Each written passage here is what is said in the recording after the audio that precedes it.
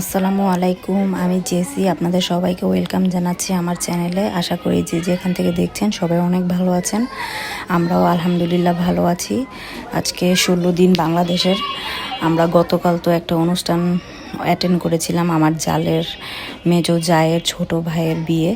আর আজকে ঘুমের থেকে উঠেই সকাল সকাল আরেকজনের বাসায় এসে পড়েছি নাস্তা খাওয়ার জন্য। বাংলাদেশে আসলে দাওয়াতের উপরে, কিন্তু আমি এই প্রথম সব বাসায় অ্যাটেন্ড করতেছি। এর আগে এরকম কখনো দাওয়াতে অ্যাটেন্ড করাও হয় নাই, কারণ আমরা বাংলাদেশের খাবার খেলেই পেট খারাপ হয়ে যায়। যাই হোক, এখানে যার বাসায় এসেছি এই ভাবি এত মজা মজা করে রান্না করেছে, আর সকালবেলার নাস্তা এত কিছু করেছে যা বলার বাইরে। এটা তো ছিল গরুর মাংস, এটা ছাড়াও অনেক কিছু ছিল। এই যে আপনারা দেখতেই পাচ্ছেন, এখানে ভাবি সুজির হালুয়া বানিয়েছে, ফ্রুটস কেটেছে, তারপরে ভাবি নিজ হাতে দই বানিয়েছে। অনেক করেছে, অনেক কিছু করেছে শুধু সকালবেলা নাস্তার জন্য। আর আমরা ভাবির দাওয়াত অ্যাকসেপ্ট করেছিলামই গতকাল রাত্রে।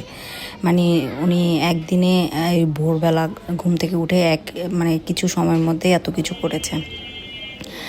তো এই যে ভাবির এক ছেলে এক মেয়ে, যে এখানে একটা ছেলে ও হচ্ছে ইঞ্জিনিয়ারিং পড়ালেখা করছে, আর বড় মেয়ে হচ্ছে ডেনমার্কে থাকে। ওই আপুটারও বিয়ে হয়ে গেছে। আপু না, আন্টি। তো আমি কিন্তু এই প্রথমবার এখানে আসছি। এটা ছিল আমার শ্বশুর বাড়ির ঠিক সামনে বিল্ডিংই পাশাপাশি।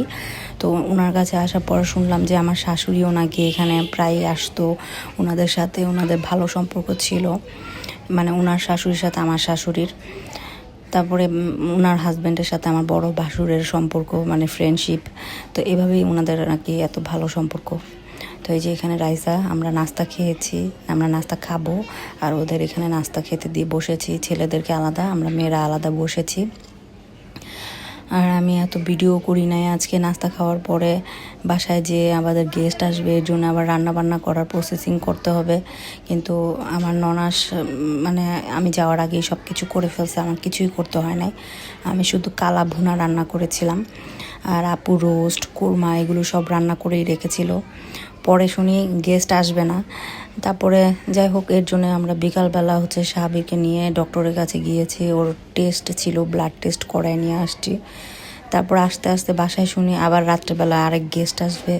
তো এর জন্য আমাদের তো রান্না করাই ছিল।